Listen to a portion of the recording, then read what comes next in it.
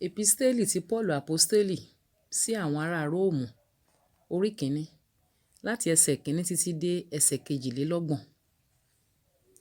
Paulu, ìránṣẹ́ Jésù Kristi tí a pè láti jẹ́ àpọ́stélì, tí a yà sọ́tọ̀ fún ìrere Ọlọ́run, tí ó ti ṣe ìlérí tẹ́lẹ̀ rí nínú ìwé mímọ́ láti ọwọ́ àwọn wòlíì rẹ̀. Ní ti ọmọ rẹ̀, bí a ti bí i láti inú irú ọmọ Dáfídì nípa ti ara, ẹni tí a pinnu rẹ̀ láti jẹ́ pẹ̀lú agbára ọmọ Ọlọ́run gẹ́gẹ́ bí ẹ̀mí ìwà mímọ́ nípa àjíǹde kúrò nínú òkú, àní Jésù Kristi Olúwa wa.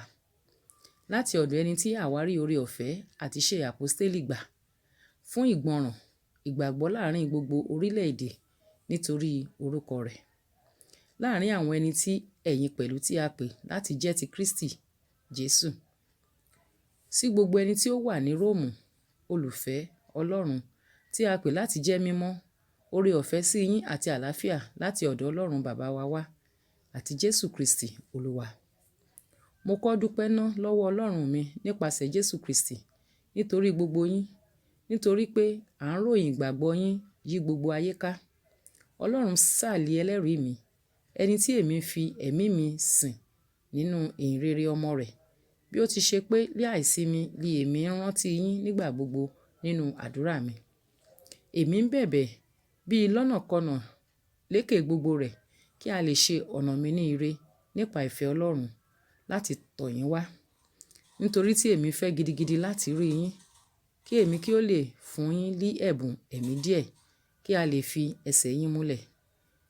Èyí ni kí a lè jùmọ̀ ní ìtumọ̀ nínú yín nípa ìgbàgbọ́ àwa méjèèjì, ti yín àti ti èmi. Ará, èmi kò sì fẹ́ kí ẹ̀yin kí ó ṣe aláìmọ̀ pé nígbà púpọ̀ li èmi ń pinnu rẹ̀ láti tọ̀ yín wá, ṣùgbọ́n ó di ẹ̀tì fún mi di ìsinsìnyí kí èmi kí ó lè ní èso díẹ̀ nínú yín pẹ̀lú gẹ́gẹ́ bí láàrin àwọn kèfèrí yòókù. Mo di ajigbèsè àwọn Hélénì àti àwọn alágbèdè, àwọn ọlọ́gbọ́n àti àwọn aláìgbọ́n. Tó bẹ́ẹ̀ bí ó ti wà ní ipá mi, mo múra tán láti wàásù ìhìnrere fún ẹ̀yin ará Róòmù pẹ̀lú. Nítorí èmi kò tijú ìhìnrere Kristi, nítorí agbára Ọlọ́run ní sí ìgbàlà fún olúkúlùkù ẹni tí ó gbàgbọ́, fún Júù ṣáájú àti fún Hélènì pẹ̀lú. Nítorí nínú rẹ̀ li òdodo Ọlọ́run hàn láti ìgbàgbọ́ dé ìgbàgbọ́, gẹ́gẹ́ bí a ti kọ pé, ṣùgbọ́n olódodo yóò wà nípa ìgbàgbọ́.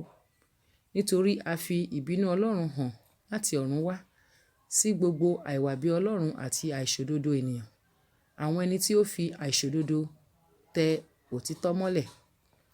Nítorí ohun tí a lè mọ̀ ní ti Ọlọ́run ó farahàn nínú wọn, nítorí Ọlọ́run ti fi hàn fún wọn. Nítorí ohun rẹ̀ tí ó farasin láti ìgbà dídá ayé, a rí wọn gbangba. A ń fi òye ohun tí a dá mọ̀, àní agbára àti ìwà Ọlọ́run rẹ̀ ayérayé, kí wọn kí ó lè wà ní àìríwí. Nítorí ìgbà tí wọ́n mọ Ọlọ́run, wọn kò yìn lógo bí Ọlọ́run, bẹ́ẹ̀ ni wọn kò sì dúpẹ́. Ṣùgbọ́n èrò ọkàn wọn di asán, a sì mú ọkàn òmùgọ̀ wọn ṣókùnkùn.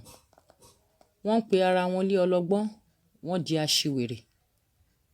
Wọ́n sì pa ògo Ọlọ́run tí kì í díbàjẹ́ dà, sí àwòrán ère ènìyàn tí í díbàjẹ́ àti ti ẹyẹ àti ẹranko ẹlẹ́sẹ̀ mẹ́rin àti ohun tí ń rákò. Nítorí náà ni Ọlọ́run ṣe fi wọ́n sílẹ̀ nínú ìfẹ́kúfẹ̀ẹ́ ọkàn wọn sí ìwà èérí láti ṣe àìbọ̀wọ̀ fún ara wọn láàrin ara wọn. Àwọn ẹni tí ó yí òtítọ́ Ọlọ́run padà sí èké, wọ́n sì bọ́, wọ́n sì sin ẹ̀dá ju ẹlẹ́dàá lọ, ẹni tí ń ṣe olùbùkún títí láé. Àmín. Nítorí èyí yìí li Ọlọ́run ṣe fi wọ́n fún ìfẹ́ ìwàkiwà, nítorí àwọn obìnrin wọn tilẹ̀ yí ìlò ẹ̀dá padà sí èyí tí ó lòdì sí ẹ̀dá.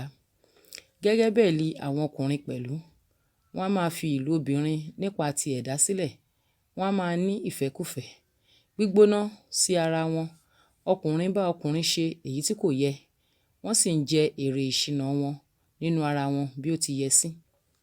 Àti gẹ́gẹ́ bí wọ́n ti kọ́ láti ní ìrò Ọlọ́run ní ìmọ̀ wọn, Ọlọ́run fi wọ́n fún ìyè rírà láti ṣe ohun tí kò tọ́.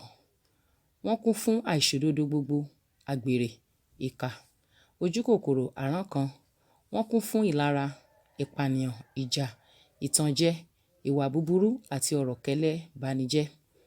Asọ̀rọ̀ ẹni lẹ́yìn, akórìíra Ọlọ́run, aláfojúdi, agbéraga, ahalẹ̀, aláròṣe, ohun búburú, àṣà ìgbọràn sí òbí, aláìníyè nínú, ọ̀dàlẹ̀, aláìnífẹ̀ẹ́, agídí, aláìláàánú. Àwọn ẹni tí ó mọ ìlànà Ọlọ́run pé ẹni tí ó bá ṣe irú nǹkan wọ̀nyí ó yẹ sí ikú. Wọn kò ṣe bẹ́ẹ̀ nìkan, ṣùgbọ́n wọ́n ní inú dídùn sí àwọn tí ń ṣe wọ́n.